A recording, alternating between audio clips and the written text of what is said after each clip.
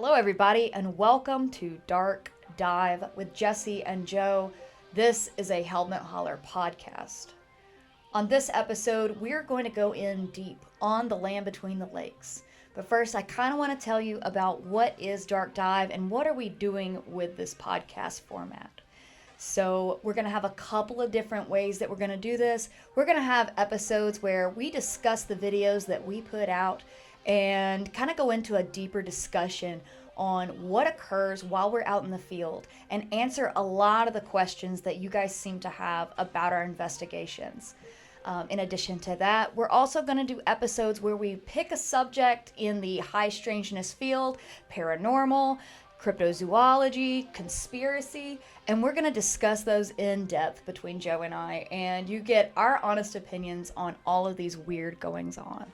So for this first episode, like I said, we're going to go into the land between the lakes. So at this point, we've had 2 expeditions into the land between the lakes, and I feel like we have a sort of a foundation on what is going on at the land between the lakes. But we've only scratched the surface, and we want to kind of discuss with you guys what is going on there, what did we discover there, what kind of conclusions we're coming to, some theories we're working on, and where is the expedition and investigation into the land between the lakes, where is it going, where is all of this going, what's in the future for us, and what we think's going on. So let's get into it.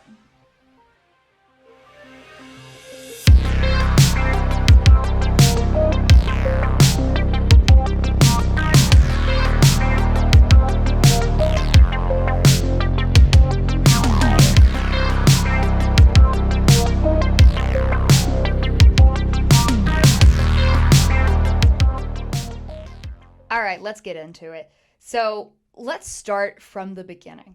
Anytime you think about the Dogman phenomenon or the land between the lakes, you can't help but thinking about one or the other.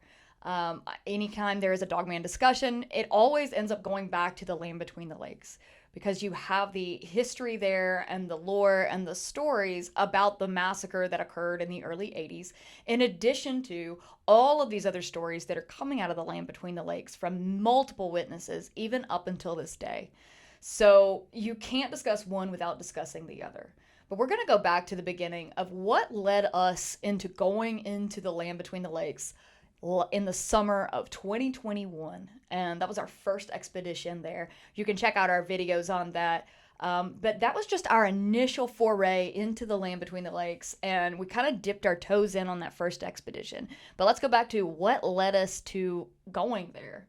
I think that when we would think about Dogman before us going to the land between the lakes and really going into the subject and really getting boots on the ground, I think that we kind of thought that Dogman and the phenomenon and the whole thing with it was kind of like a creepypasta type thing, right? Yeah, definitely. That it was just something that was kind of an urban legend. It seemed kind of far-fetched. Good stories on the internet. Yeah, a lot of really sensational podcasts. Yeah.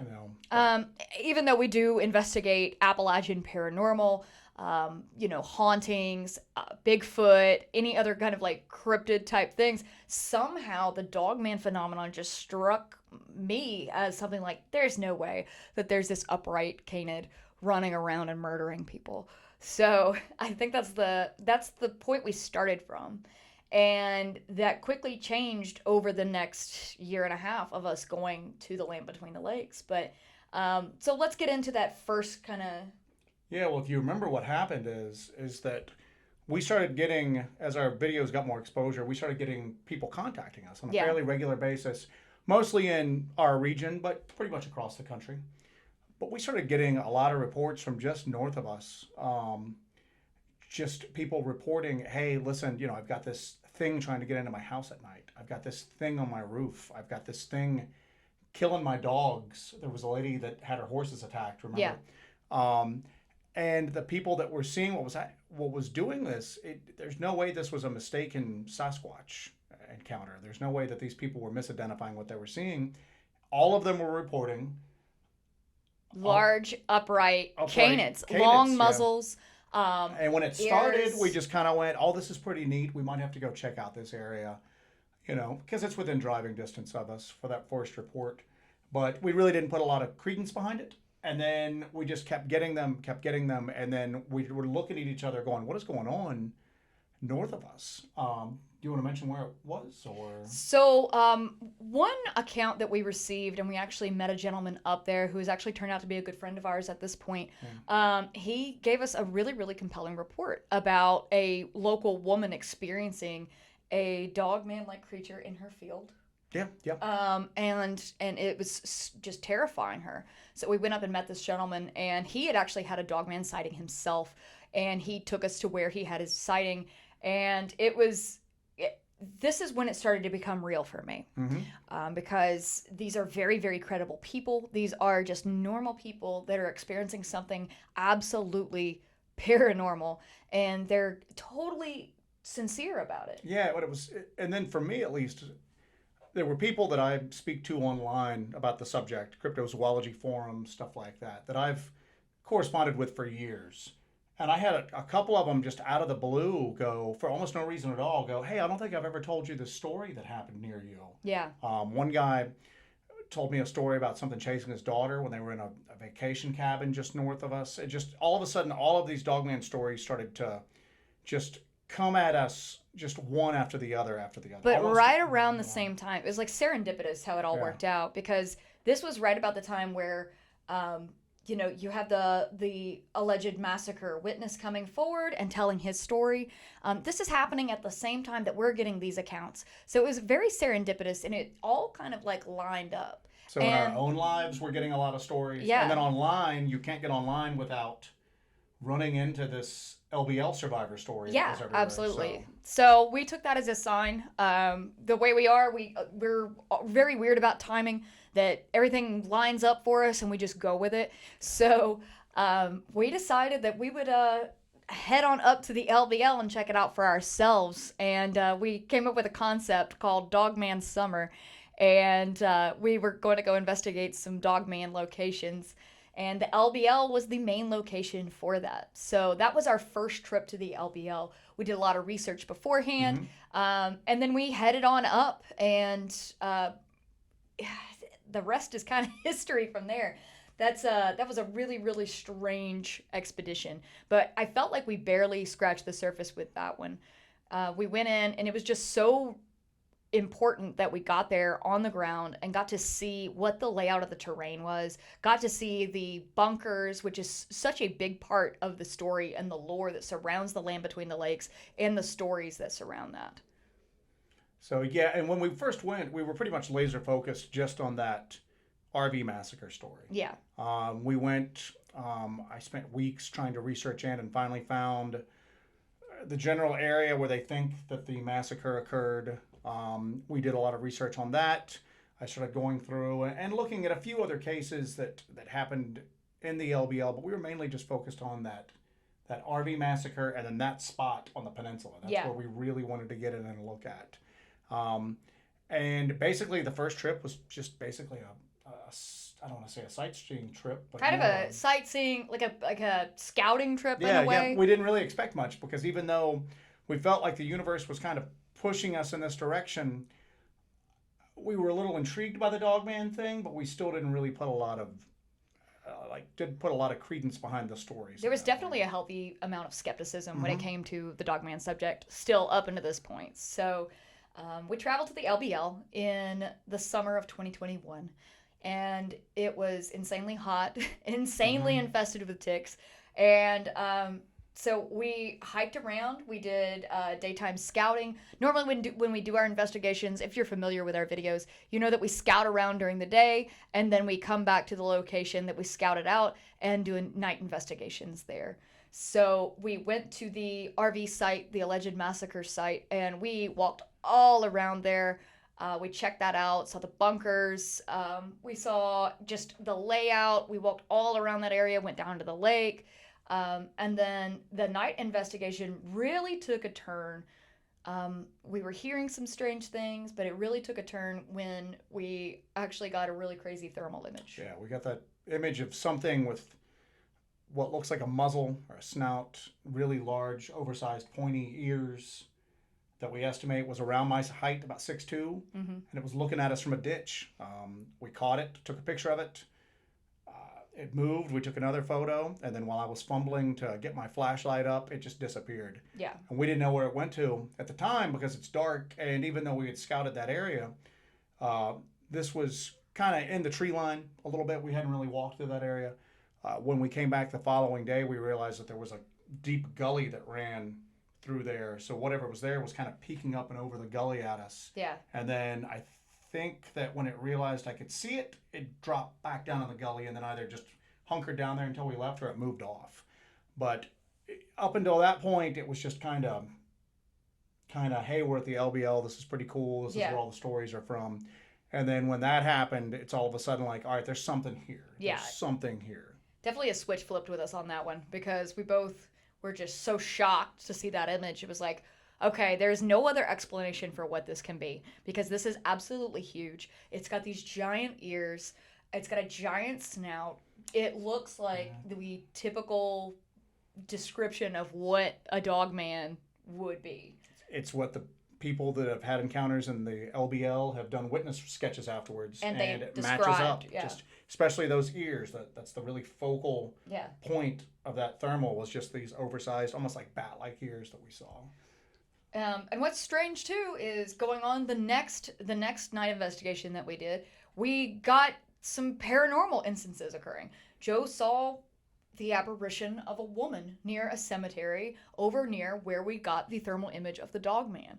So with the Dogman lore and all these Dogman sightings, a lot of times they occur near cemeteries or burial mounds. And there's a lot of lore and history of sightings around these areas, and we're not sure what the connection is, but there is just documented instances of this over and over and over and over again. And then there's paranormal instances going on around that as well. So what was really cool was that we experienced both the paranormal and the physical, you know, within the same area, within the same time frame.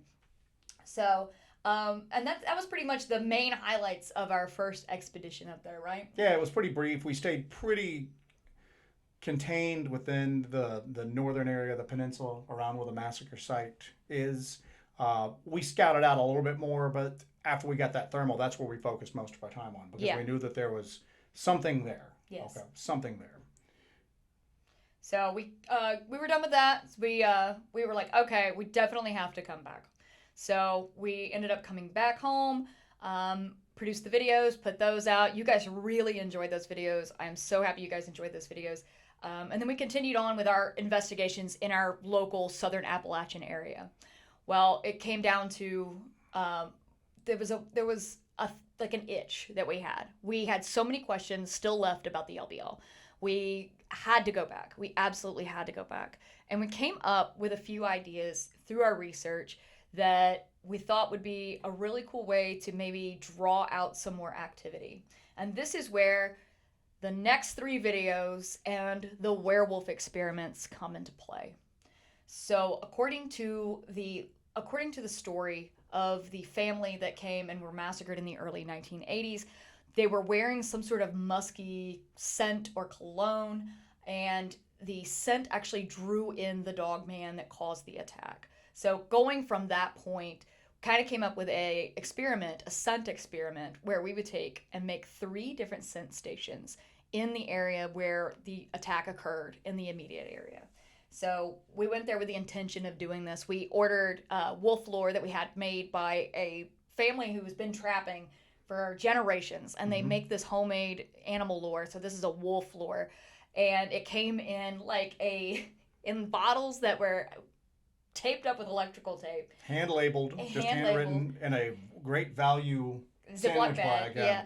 And then we ordered the Sasquatch pheromone chips that a lot of people have used on Sasquatch expeditions. Now, the reason that we went with a canine wolf lore, Sasquatch lore, because when they did like a DNA study. Yeah, there was part of that. One of the original little bits of lore out of the massacre story was that they had found a DNA sample from whatever had killed the family, and that it came back as primate, human, and canine. So we decided to mix basically those three scents. Now, obviously, there's a lot of debate on the cologne. The survivor that came forward, we're not going to rehash his story here, claims that there was no cologne. There's a really good chance that that cologne was kind of added in later. Yeah. And we were aware of that. But at the same token, though, we want to investigate it anyway. Yeah. Okay? And also, too, if you're dealing with something biological, again, what we saw that first trip gave off body heat. That's how we saw it. We picked it up on the thermal. If you're dealing with something biological, and it's a canine, obviously scent is going to be a big factor in it. So we figured we're going to take 3 novel scents out there. The wolf lore, the Sasquatch pheromones, which is primate and human, and we can either make it curious, make it angry. Maybe it's going to kind of appeal to its desire to breed. Yeah. But appeal to one of these biological imperatives to try to draw it in. If nothing else, maybe it would just smell it and go, I've never smelled anything like that around here before. Is this a potential rival that's moved into my area? Yeah. I'm going to go check it out. So also there's a lot of stories that there may be Sasquatch on the Land Between the Lakes Peninsula as well. So we've got the Sasquatch pheromone. So obviously, if that's true, if that's something that's going on, that would definitely draw one in because a rival is in the area. Exactly. So, and again, at the end of the day, we've had some people give us some feedback that, oh, that's just not going to work. Well, with a lot of the stuff, you're not going to know until you try. Doing the same old thing over and over and over again.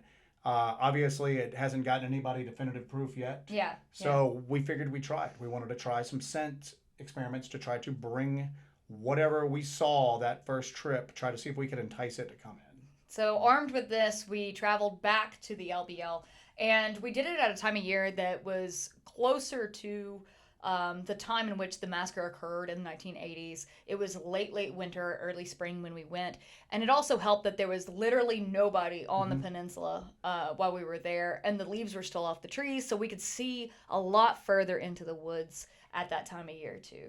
And part of the original massacre story, people really hammered home the fact that there was nobody else around when this happened. So we wanted to go when there was no one else around. Yep. So that again, if you've got a bustling, busy area, whatever is there, and if it's predating upon people, may not come out because it wants to maintain secrecy. Yes. But if it's just a couple of jackballs running around with flashlights at night and there's nobody else for miles, well, maybe that'll bring it in then. Yeah. So we headed on up, and we were armed with this experiment and ready to go. And from day one, we started having really, really crazy, really crazy discoveries.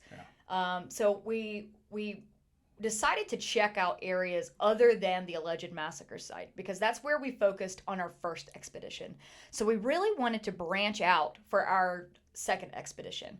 And so when you're really investigating an area and checking it out, you want to start with one location and kind of spiral out and kind of go in the immediate area around and really just go through the woods. And that's what we do. That's part of our MO, is we go into the woods, we get off trail, we go into the woods, and we just wander out into the woods and check out everything around in the immediate area and beyond.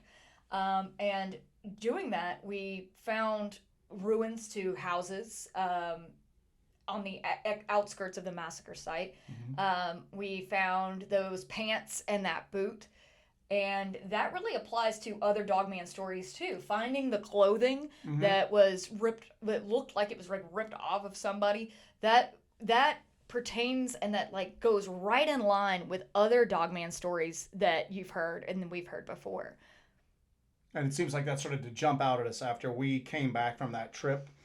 We heard 2 accounts last week that both mentioned clothes being found. Finding clothes, after possible Dogman attacks, and then finding the clothes afterwards. It's almost as if something had just peeled this person out of their clothing and then taken them. Yeah. And each time we heard that, we're like, that matched up exactly with what we experienced. We found the tent. We found that abandoned tent. Yeah. That tent was probably one of the most shocking things we have ever found in the woods. And we found some really weird stuff in the woods in our adventures. And we found other abandoned tents before too. But they were collapsed. They looked like maybe somebody kind of left them there because they were too lazy to pack it out or something like that. This was something entirely different. This was a tent that it looked like, and upon closer inspection, it appeared that the door was actually ripped open on that tent, right? Yeah. And somebody had said that it wouldn't have gotten ripped with a claw. We don't think that something stood there with a claw and just cut around it. It looked as if something grabbed it and just tore it completely open. And the stitching gave free before the actual zipper did. Yeah. And that's what they tore in then. Yeah. But it did look as if it was cut at the bottom. As in if the back, somebody had cut and kind of rolled their way out while something was coming in the front. And that's something that one of our viewers suggested, that back cut on the back of the tent looked like somebody was in the tent and they cut their way out to escape whatever was coming through the front end of the tent, which I thought was a pretty good observation. Yeah, ties into that past. Well, absolutely. They talked about that they cut their way out of the tent. That and the marks on the tree that are just right in front of it, that there's just these gouges in groups of like 4 down, going up and down, sideways, parallel. I mean, always in groups of 4, and they were deep. I mean, they weren't cuts. They weren't a hit with an axe. Yeah. You could see where something stuck in and then just pulled that wooden fiber. And you can tell that there was like a curvature to whatever grabbed into the tree based on how the marks were in the tree. Not the ones that were dragged, but the ones that were just on the tree. There was a curvature to the puncture in the tree. And it's right there by that tent.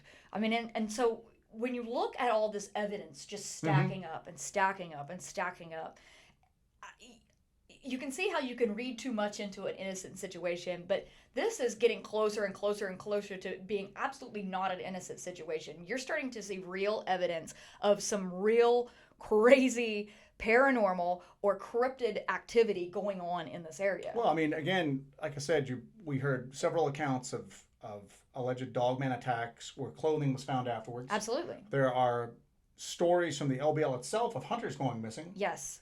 Being taken out of tents. Yes. And all of that. So, I mean, again, this lined up. And that was one of the things I was aware of but didn't know a lot about, was the actual supposed bow hunter that went missing. Yeah. We've learned a lot more about that since then. But again, finding this tent matches up with what people had previously reported there and said that Dogman was involved. Yeah. So, so shortly after we find the tent, we're exploring around the area, and I have an encounter that threw another kind of wrench into the whole thing. It was a whole other layer.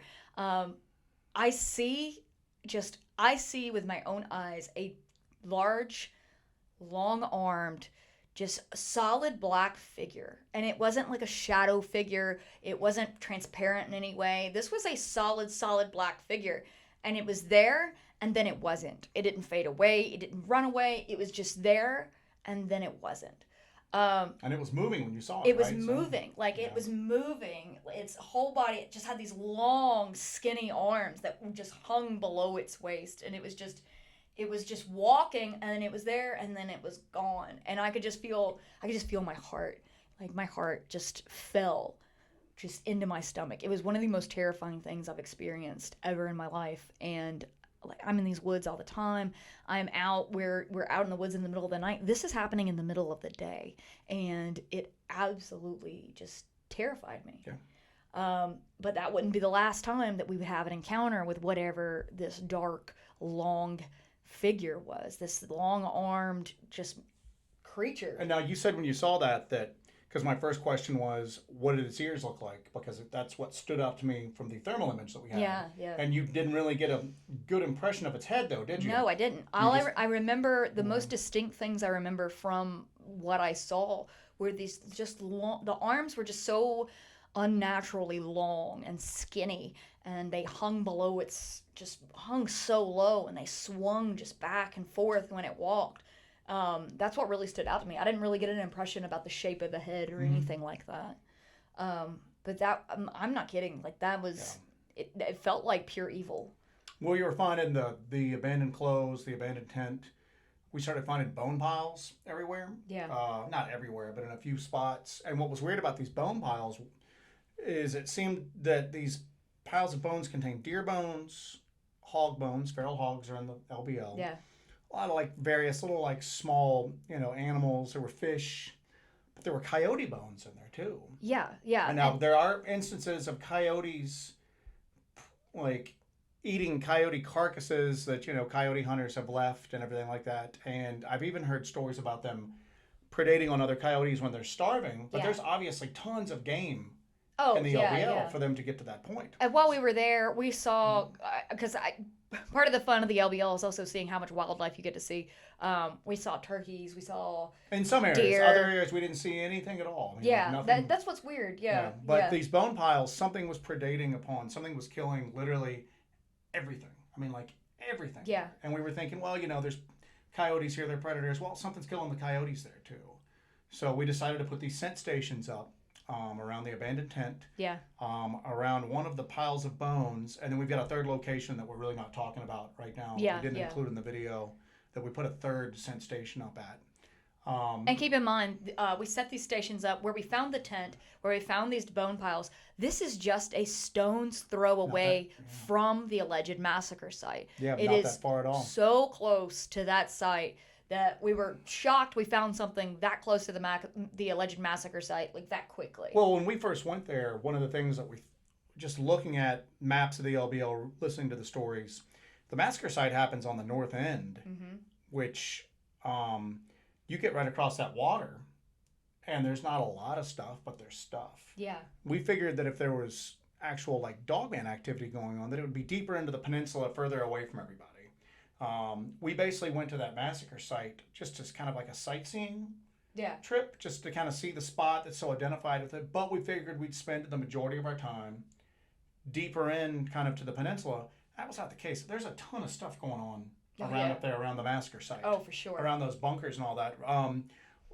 And there's some debate about the story itself and some of the particulars and specifics of the story.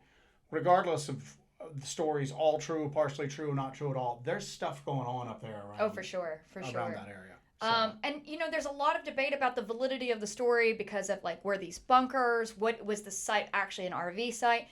We've actually gone back and forth on that several times. We don't know right now. We're not going to definitively say anything because we are, like I said, we have just scratched the surface of all of this. And we've gone back and forth about the validity of the story. We've gone back and forth on what are these structures? Were they used for? What were they originally? So we're not going to say definitively what any of this is because we've personally experienced activity in the North End around that area. So whether anything's historically accurate or not, it doesn't matter because in the present day we are experiencing terrifying activity on that north end right around that area. And it looks as if there's a good chance that people are still being taken, going missing up there on that same area. As the crow flies, I mean, the spot of that tent, 2 miles, less than 2 miles? Less than 2 miles. Way less than 2 miles from the actual spot that everybody associates with the RV massacre. Yeah, for sure. Not that far at all from it. Not that far. The clothing that we found, opposite direction, but less than 2 miles. Oh, actually, that's even closer, isn't it? No, it's a little further away. A little further away? Yeah. But all of this is, if you look at the map of the LBL, within a really confined little area on the LBL, because the LBL is big. I mean, the LBL is really big. So I think the trace itself is, from the north end to the south end, I think the trace itself that goes down the center of the peninsula is, I think it's 42 miles. So, the peninsula is huge, and you've just got swaths of forest on either side of the trace for miles and miles and miles. And you've got some visitor centers and stuff like that on the trace, which is that main road that goes to the center. You've got a couple of camping areas that are, when we went the first time in the summertime, those camping areas were packed. Yeah. There's a four-wheeling, like off-road place. What is that? Turkey? Yeah, it's Turkey Bay. Turkey Bay. That's swamped. That's filled with people. And then there's a few other little areas where you would see, like during the daytime, like maybe some families out picnicking and everything. Yeah. At nighttime, it's done. I mean, you'll see cars going through the trace, but and we're talking about in the summer during the height of season. There's nobody there outside of that. I mean, you'll see, because it's a big peninsula with water. If you're going from up here to down here, sometimes it's quicker just to drive through it than to just drive all the way around. So there's through traffic. Yeah. People just driving through, but you just don't see a lot of people out really doing anything in the summertime. In the winter, you don't see anybody. There's nobody there. There's nobody there. Yeah. So like nobody. And it was just completely deserted in the winter. Just completely deserted. And I think that's more scary. It's scary to be there because your cell phone doesn't work. There's nobody really patrolling. There's not a lot of people there. If you really need help, you really have no one to go to. And that's in the summer. It's the same sort of situation, but even more desolate in the winter. Oh, yeah. There's next to zero law enforcement coverage through that area at all. Yeah. We did a lot of research before this second trip. Talked to a lot of people who had lived in that area their entire lives. They had families on the land between the rivers that were kicked off, and they went to the other side of the water to live and to settle. Talked to a lot of people there. We did a lot of research, and in the course of doing research, we really found out that there's no cops down there, man. There's very few law enforcement officers with the Forestry Service down there. Yeah. You're kind of on your own. You're really on your own out there, and you don't have cell signal in the majority of the place. Yeah. One of the things that I saw doing research, I came across, and we're not going to get real deeply into this, but some of the surrounding counties were talking about how they were hesitant to send in their own officers to provide any sort of law enforcement services, and it was a safety issue because they didn't have radio communications through there. Yeah. There's no repeater towers or anything, so that their officers went in, they would just be cut off. They couldn't call for help themselves or anything like that. So, if you do plan on going to the LBL, please take your safety as number one. Joe and I are very experienced in the woods. We're very experienced in dangerous situations like this. We prepare and then overly prepare, over preparing. So if you do plan on doing your own expedition in the LBL, please prepare for these conditions and these situations because you are your only first responder in that area. Yeah. There is nobody who's going to come and help you. That's, and that's not a joke at all. So, yeah, it's a pretty scary place. So let's go into, in addition to the weird findings of the tent, the claw marks, the clothes, all of that, let's talk about how the weather started going. If you guys have watched part 1, 2, and 3 of the werewolf experiments, you saw that the weather just went nuts on us. It was the craziest thing I've ever And we're from the experienced. South. We're used to weather, especially in the wintertime, just changing. You're in short sleeves one day, and then you've got like a big ice storm 2 days within 48 hours. Because we were going down there this time of the year, we religiously checked the weather. Yeah. We checked the weather non-stop. Because again, we're mostly on foot. We're going to be out there pretty much non-stop. If it's raining, that's going to impede our ability to stay warm at night, to cook our food, everything like that. So we watched it, and we were aware of the fact that there was going to be a little bit of rain, some storms and stuff like that. And then as the storm system got closer, we were aware that there was a storm system in the region, but that it wasn't going to be anywhere near us. Right. And then we talked about how there's no real cell reception out in that area or anything. We carry a Garmin InReach Mini with us that we can send messages to people to let them know where we're safe. You see it in a lot of our videos. We started getting messages from our contact that, hey, there's a giant weather system moving in. You've got tornadoes coming into the area. Straight for you. Yeah. So we're getting these messages. We're trying to figure out what it is. It's night's falling. Yeah. And we're out because we were going to spend the night around these bait stations that we placed to see if anything got drawn in. Yeah. And if you watch the video, there's a lot of me going, they said tornadoes, and that's all I know. They're saying tornadoes are coming in. We're on foot. We're hearing the wind blow in the distance. We're hearing the wind get louder and louder and louder. You can just hear the storm. You don't hear the tornado. Of course, he's trying to talk me into we gotta go. But that's the thing is I'm not going to leave. I'm not going to leave without getting that night investigation in. I was not leaving without doing that night investigation. So if you watch that first one for our night investigation, there's a good bit of Jessica, come on right now. So. Yeah, we stayed too long that first night. We were lucky to get back across the bridge. but that's something that you can't really do anything to combat or to minimize. I mean, or the anticipate. weather's the weather. But anyway, this also, but sorry to interrupt you, that's but fine.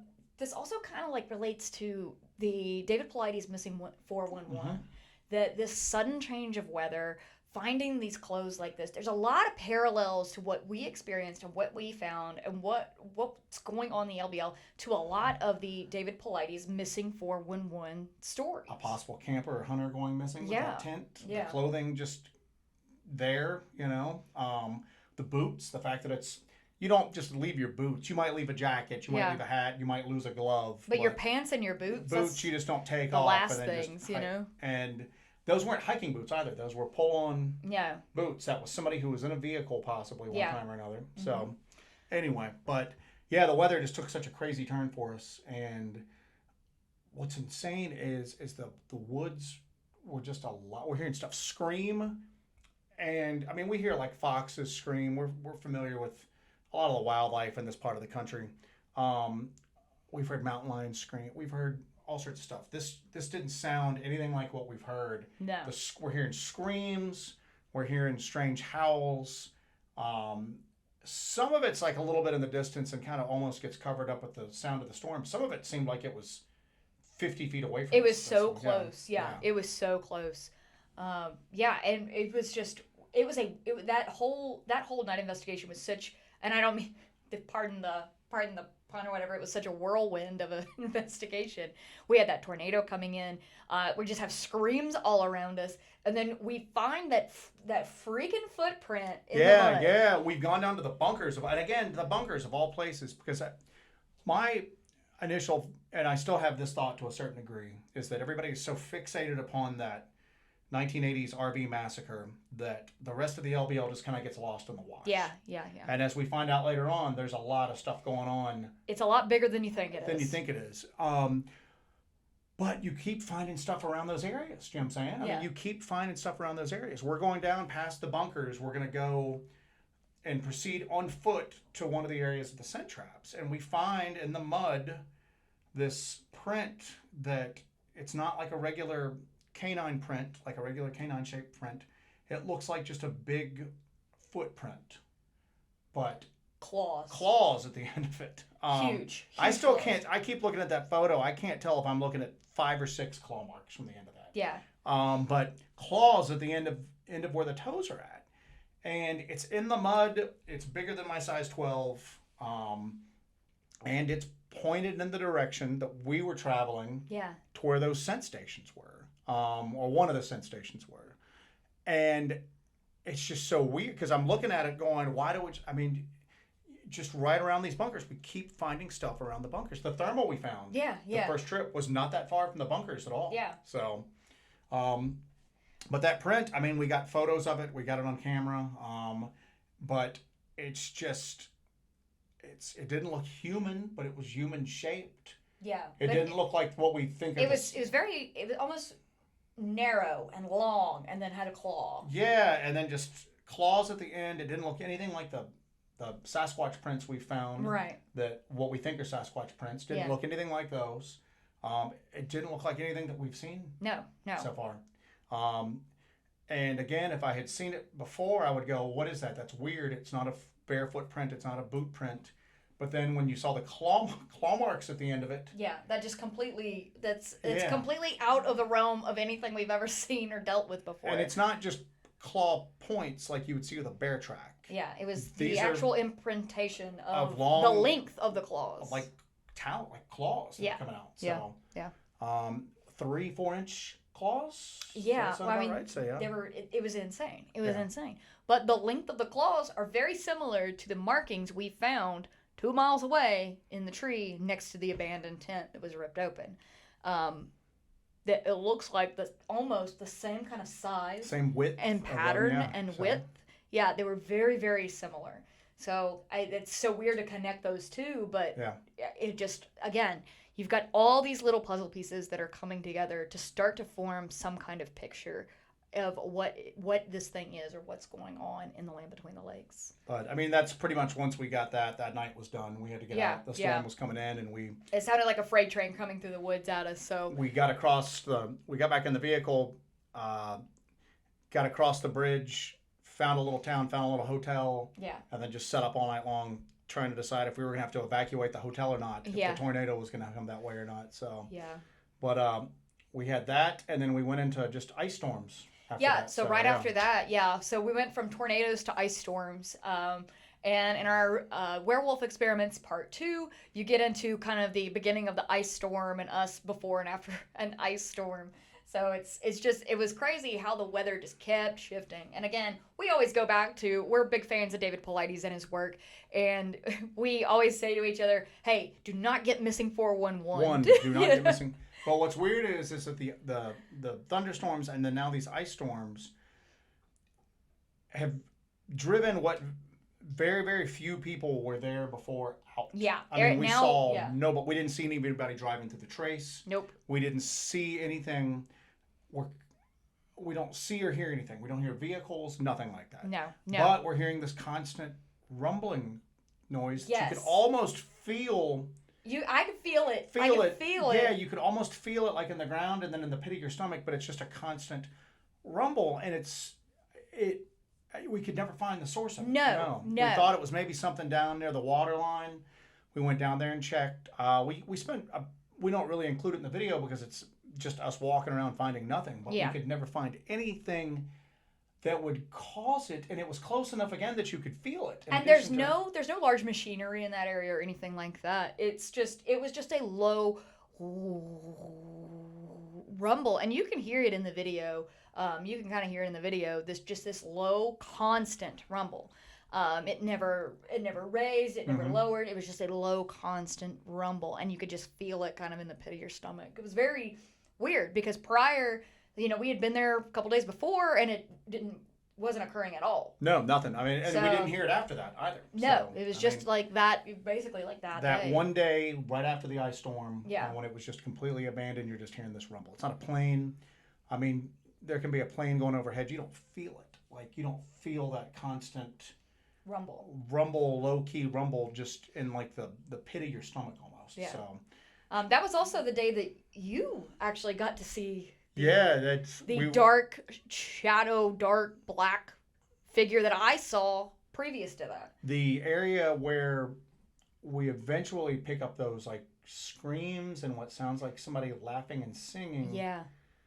During the daytime we're there, and it's a bunch of concrete pads, and then it's a large, looks like an old metal building that we think used to be like a old retail location. Something. Doesn't look like it was an old house. No, it looks like it was either an industrial type building, a workshop, or it could have been some sort of prefabricated or something like that. But we're walking, and I'm on the right-hand side. Jessi's to the left. We're walking this direction, and I look over to my right, and I just see this black, tall, hunched shadow. Now, the arms of mine, the thing that I saw, were long, but they were moving, so it was kind of hard to get. I didn't really see them dangle.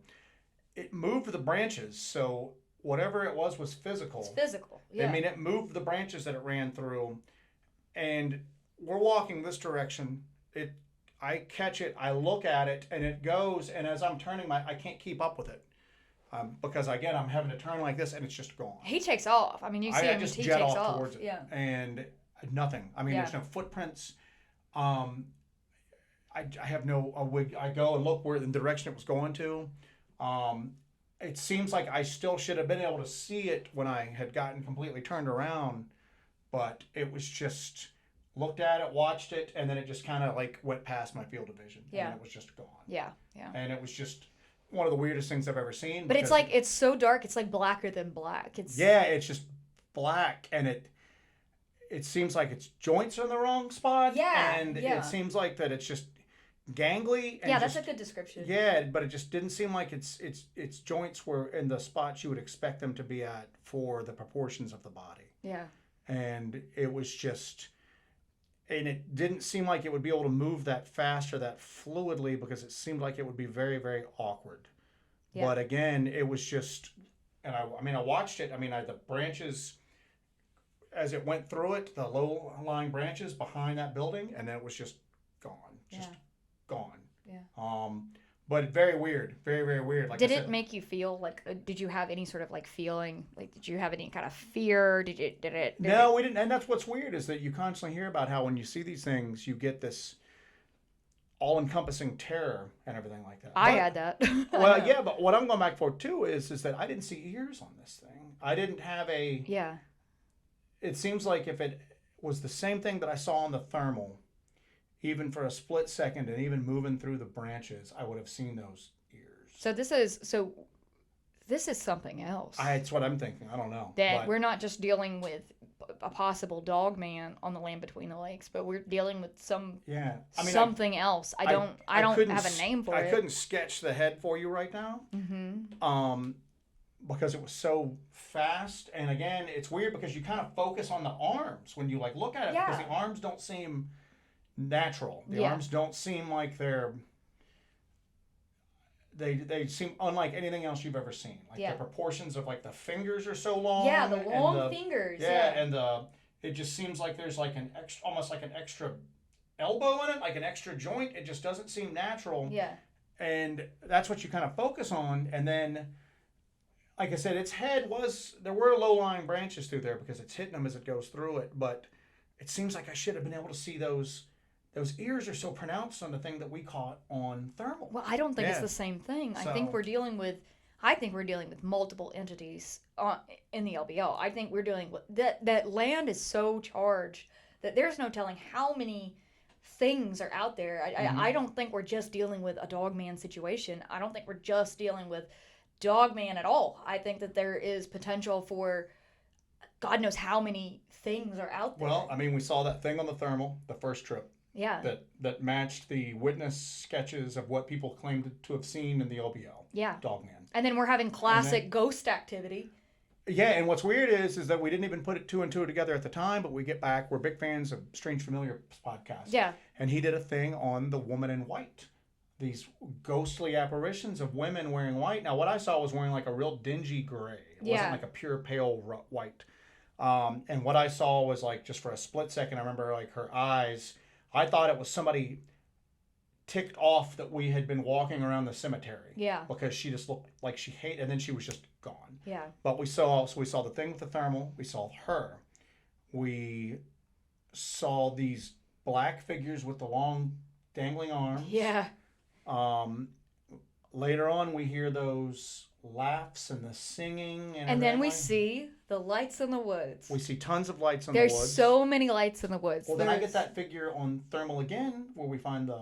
Oh, yeah. Oh, my God. Yeah. That was the night. Yeah, that was the night that we heard the singing and the cries in the woods. And you got that ball of heat. Yeah. You got that ball of heat. And then you got that cold figure. But it looks like a cone-shaped head. Yeah.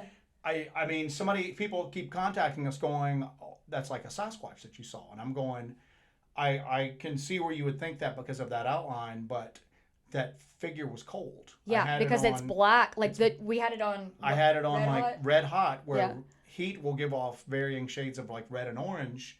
The colder something is, the darker something will be. So I catch a extremely dark figure in dark, cold woods, and it's like it's peeked out because everybody keeps talking. It's peeking out from behind a tree. It's a Sasquatch. Yeah. It's not giving off any body heat. No. It's so much colder than even the concrete base of the ground because there was the base of that building there.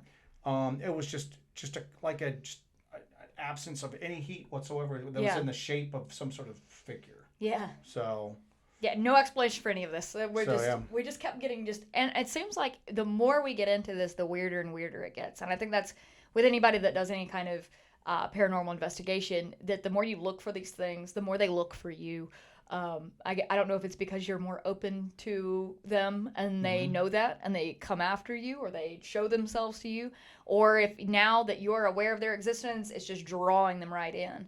But yeah, it seems like the more we do this, especially at the LBL, that everything gets weirder and weirder and weirder, and just keeps stacking on that. So we we'll move on to part 3. And that was a whole other weird thing. Here's what's so strange about it is this entire expedition is it was perfectly broken up into these sections in terms of our experiences, because everything was so different through every phase of our expedition that we just had so much different phenomena in each location and each time we were filming at these locations. And I think that's the LBL. I think that's the land between the lakes. Is everybody's so fixated upon the Dogman stories in that area, and I think that those things are there. I mean, I'm pretty convinced. But they're not alone. Short of having like a body, I'm as convinced as I can be. Short of having a body that they're there.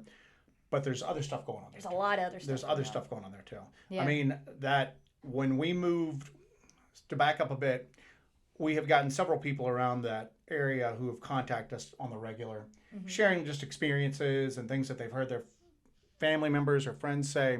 One person had told us about some sightings that had taken place deeper into the interior. Yeah. So we finally pull ourselves out away from that massacre site and we go deeper into the interior of the LBL. Once we get down in there, we're seeing lights constantly. I mean, like to the point of, in the one video, people are going, I can't even keep track of them. Like, what all is there? I mean, just these constant balls of light. We're seeing those like everywhere. I mean, like everywhere. The one area that a witness had told us that they had seen some dark figures, we went to and checked out, and we didn't really find anything, and we didn't really get any weird feelings there, and we spent a day checking it out and never really saw or heard anything. Right. Yeah. And it just didn't. And honestly, that was like one of the more normal feeling places in the entire LBL that we had gone to. So we decided just to kind of keep going. Yeah. So we keep going, and we stumble across a place that we're referring to as Station 16. Right. And it looks as if part of this complex was originally used for some sort of pumping station. Possibly for, I don't know, like, flood management. It looks like it was post TVA takeover. It doesn't look like this is something that was there before the TVA took it over in the 60s. But we find these buildings and they look creepy, but we don't really find anything at first until we start moving out and around. We find this mobile home, basically. The environmental monitoring station. Yeah, that has a barbed wire fence around it. And people have gone, well, if it's an environmental monitoring station, there'd be valuable stuff in there. They're going to put a fence around it to protect it. You go into places where there's just tractors there. Do you know what I'm saying? I mean, you find old equipment in the LBL all the time. We never saw fencing or anything outside of that animal center, the wildlife center in the middle of it. But the environmental monitoring station, it looks like it's from probably the 70s, early 80s. Is probably when it operated through. Which ties in, again, if it was like late 70s, early 80s, that this environmental monitoring station was there, and if it has a connection to the Dogman phenomenon, that is the perfect time right there. It lines up with that massacre story. Well, yeah, and then we looked at that, but as we went out, we find buried like in these trees, if you look at what are called the bunkers around the massacre site, some of them look like cisterns to us. Yeah. And we're still looking into some background on that particular area of the massacre site, but they look like rainwater cisterns. The thing we found in the trees there... Oh, the concrete structure. Looked like a bunker. It's reinforced concrete. It's got shelves inside of it. Yeah. It looks like... It's not a real stretch of the imagination to say that this looks like a place that somebody would go to, lock themselves into it. So we're walking around this thing going, this looks like a bunker. Yeah. This is a bunker. Yeah. This is a bunker. You can go and look at what the TVA used to use for dynamite storage. Doesn't look anything like this. Yeah. You know what I'm saying? Yeah. Doesn't look anything like this at all. This looks like a bunker that 3 or 4 people could get into and then lock themselves into it if they had to. Because we did find the door that goes onto it in a TVA service shed not far from there. We find like 100 yards away from it. We find the actual door that goes on that bunker, and it is reinforced steel. It's super thick. It's got 4 locks on the inside of the door. Bolts that you could bolt bolts yourself in and locks, and so you can go in there and then lock yourself inside of this thing. And there's a little pane of glass in it. That the glass was shattered when we saw it. Yeah. But there's a pane of glass about that thick, and then there's another pane behind it that's reinforced with wire. Yeah, yeah. And so that I guess you could look out and I guess maybe see if the coast was clear. I don't know. But this looked like a bunker. Yeah. When you see this and all the stories that you've heard in the past about, oh, that's where they trapped the beast, that's where they hid out from the beast, that's where they did anything. The ones around the massacre site don't really ring that way. Yeah. This does. This absolutely does. Now, given the shelves are inside, I doubt they were sealing anything in it. It looks like that's where you could kind of get in and wait it out. Wait it out, maybe. I don't know. I mean, it's exactly what it looks like. Yeah. And it just caught us off guard. Yeah. So we're moving around. We're finding these openings in the ground that have been sealed with cement. Yeah. And they have like little wire fences around the tops of them. So we keep going and we see this little building on a hill. And our first word was, this is some Evil Dead stuff. Yeah, it's Evil Dead stuff. Because it looks like a tiny cabin up on the hill. But yeah, so we see that. We hike up to it. We are finding bones. Bones everywhere. Everywhere. Broken in half, like femurs that are snapped. We found a bone that was so thick, and inside this little cabin shack. You walk up to this shack and you follow just these line of bones up to the top. And there's like literally ribs outside of the door that's shut. Yeah. On this little cabin. So I push my way in and there's bones all on the floor inside this thing. Not a coyote, because a coyote doesn't go in, take his meal in there, close the door, and then close the door when he pull the door shut when he's leaving. Yeah, it just doesn't happen. It's a very polite coyote. We're looking at all these bones all through there, and then in the corner, there's an opening. An opening that goes down to a tunnel. Into these tunnels, and there's bones at the bottom of this opening where the tunnels are. Yeah.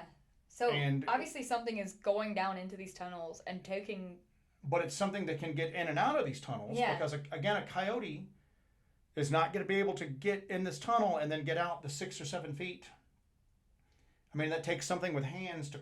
Because it goes down and then drops down again. Yeah, I don't know. I don't. But there's bones all through those tunnels. And now the tunnels and everything, it looks like it was that shack up there. It does have pump station equipment in it. So it looks like that was the original purpose of that shack, is that it was possibly a pump station at one time.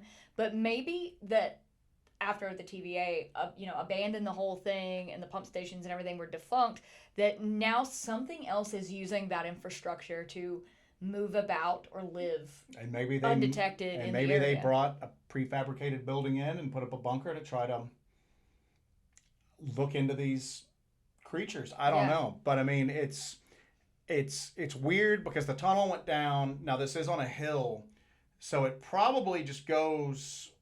This tunnel probably doesn't go that far. But one of the witnesses we talked to that had been there for a while, his family's been there for generations. He said that there were tunnels and caves that went under the water to the mainland. Yeah. And that these things would sometimes get out under the water onto the mainland and then get back onto the LBL. And that sounded interesting, but I just didn't pay a lot of attention to it until we saw these tunnels. And it's right next to the water. Yeah. So as usual, we're going through, we're finding all of this physical evidence, all of these strange things happening. We're finding all of this kind of things that lend like validity to all these stories we've heard. It's just in a different part of the LBL. So you have all of the supporting evidence to the stories that we've heard over the years, and it's all kind of taking shape. So we go from this to, again, we go into the night investigation in the area. Where does it take a turn to? Ghostly and paranormal stuff. Yeah, we start seeing lights going in at night. And we're seeing like stationary lights in the woods. And then we're seeing lights moving through the woods. At one point I get out and I've got our Psionics night vision camera and I'm picking up the lights on the woods and they're just kind of drifting. I mean, they're just kind of drifting slowly through the wood line. We get parked where we're going to get ready to go into Station 16 and... Yeah, so I see a reflection up in the woods and it's It's a cemetery. There's a cemetery up there. It looks to be like a children's cemetery. So no road, no path. no going up road, to no it. path. We went straight up a hill through the woods to access it. So And there's little cemeteries dotted all throughout the LBL from when people lived there. There's hundreds of cemeteries. And it just seems like that they just left this cemetery on the top of a hill. I mean, there's a road, 100 yards away from it, but there's no way to get up to it. We didn't know it was there during the daytime until we saw there's like a historical marker type thing there that's like really old that we saw the reflection of that when we came there at night. Yeah.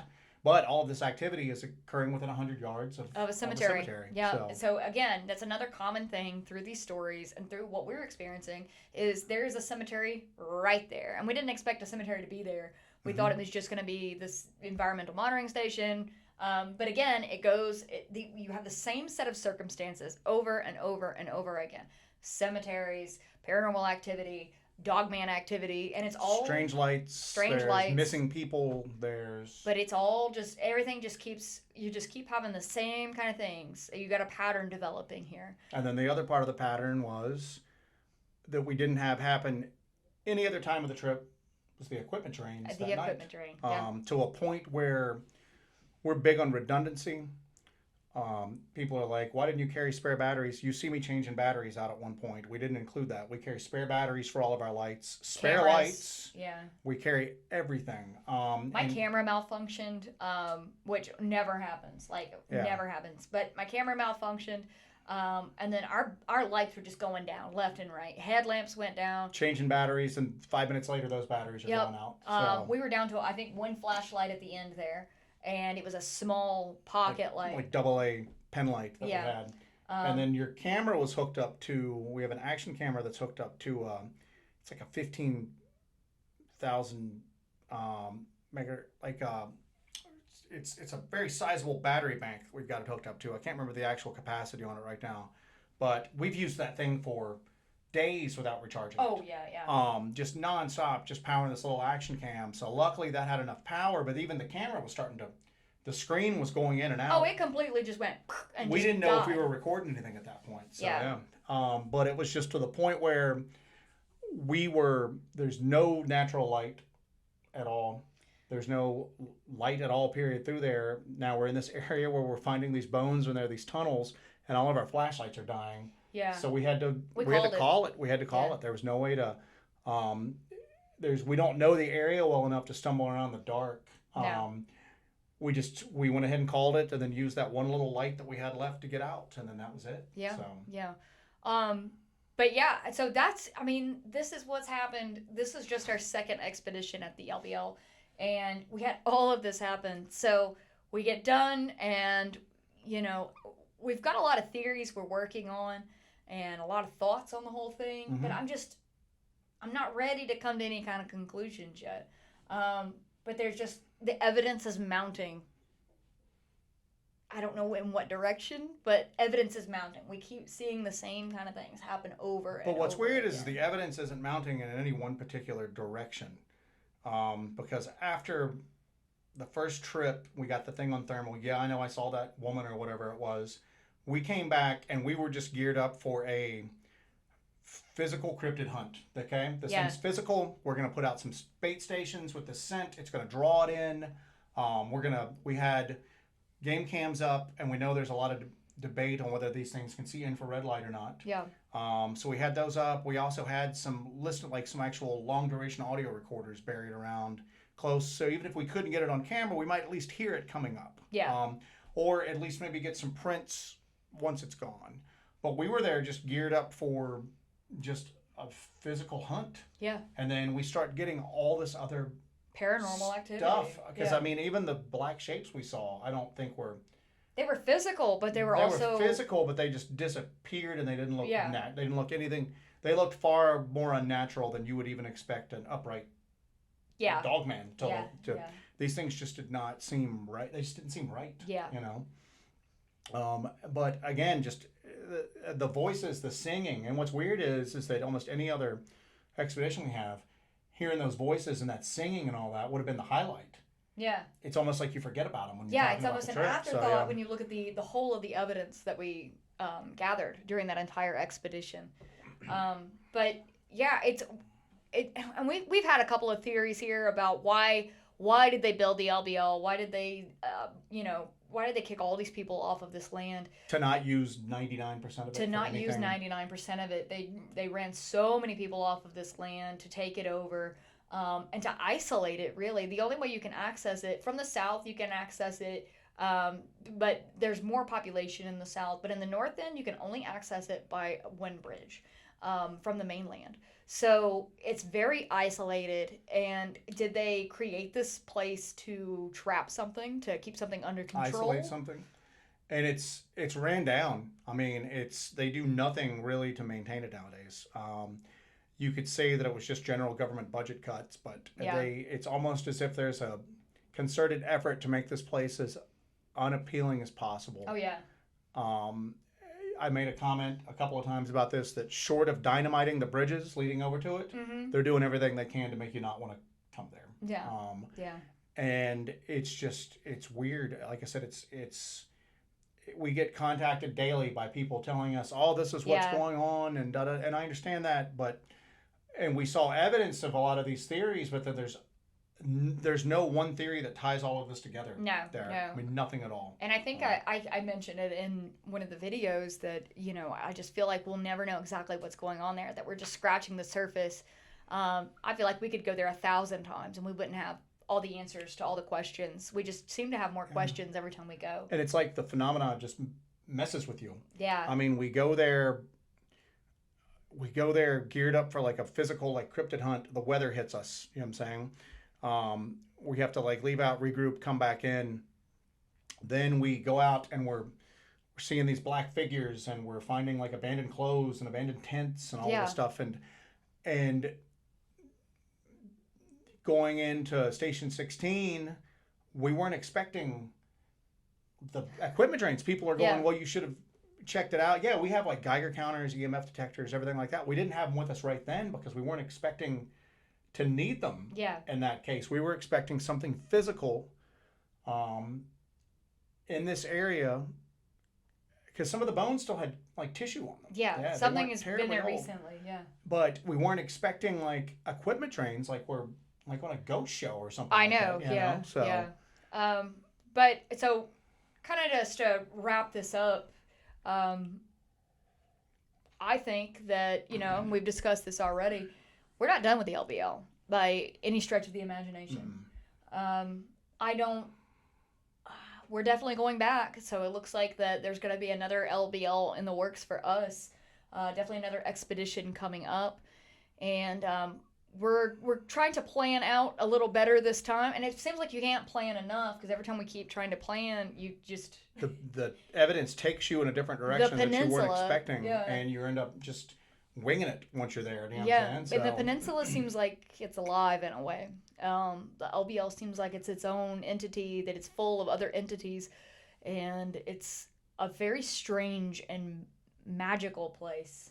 Yeah, it is, and it's gorgeous, but it's dark. It's very, very, very dark. Very dark. It's very dark. The one area that we went to, that the witness had reported seeing figures there, we went there and we were like, wow, this place is like the most relaxing spot on LBL. I don't feel anything here at all. I think that was maybe misidentification.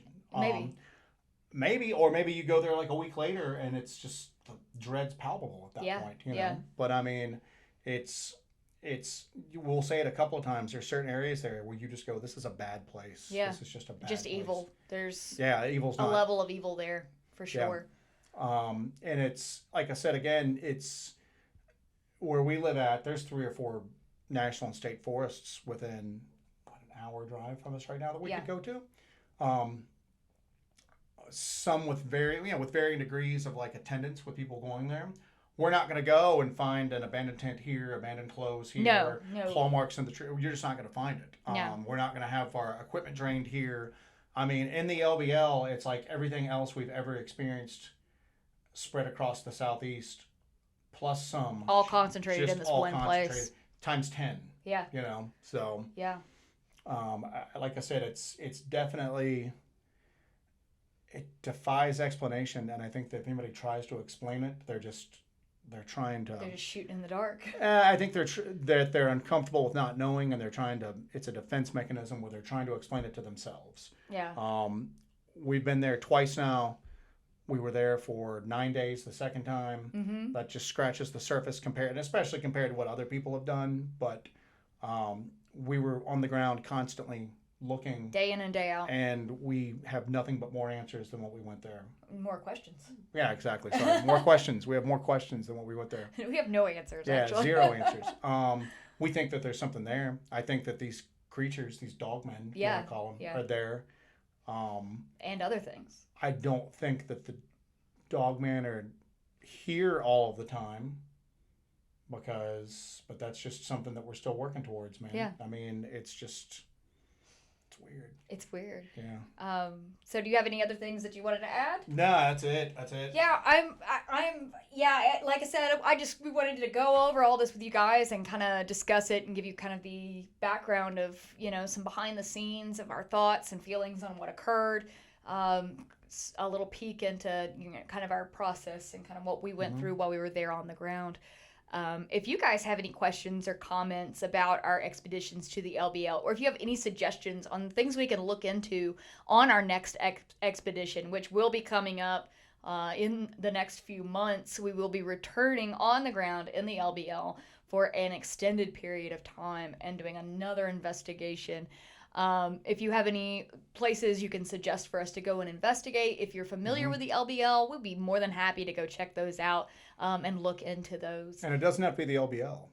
We're stationed in South Carolina. Yeah, well, and we do all throughout the Southern Appalachians. So if our big thing is that we don't want to go investigate a spot that had activity 50 years ago. We want to go somewhere that has activity ongoing right now. Yeah, so if you have any suggestions, you can always drop it in the comments, or better yet, you can always email us hellbentholler@gmail.com and tell us your story. Tell us what you've experienced, or if you've heard of anything going on, or if you want to connect us to somebody that has had an experience in the Southern Appalachian region or the LBL. We are more than happy to talk to you or anybody else. We just love collecting these stories, and we love investigating these stories. That's why we do it. We are so happy to be a part of this. We're so happy that you guys really enjoy our videos. We really appreciate all of the likes, the shares, the comments, everything. It means the world to us. And thank you for joining us for our first episode of Dark Dive. Like I said, we are going to do these companion episodes where you get the behind the scenes about what happens on our expeditions, what we experience, what we feel, and everything like that. But we're also going to do episodes where we discuss subjects that are a part of the whole high strangeness, paranormal, cryptozoology field. And we'll kind of discuss our opinions and thoughts on those subjects. And look forward to doing some live streams coming up. We want to kind of hang out with you guys and do Q&As as well. And it's just a fun, awesome way for us to all interact, spend our time together, and kind of hash out what are these really, really strange things that go bump in the night. Again, my name is Jessi. This is Joe. I'm Joe. And we are Hellbent Holler. Again, thank you so much. Make sure you like, share, and subscribe to everything that we do.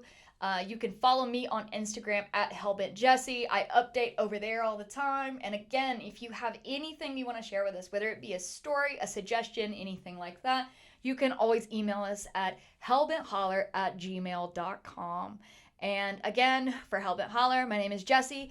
Thank you so much for listening and watching Dark Dive. You guys have a great evening and stay safe out there.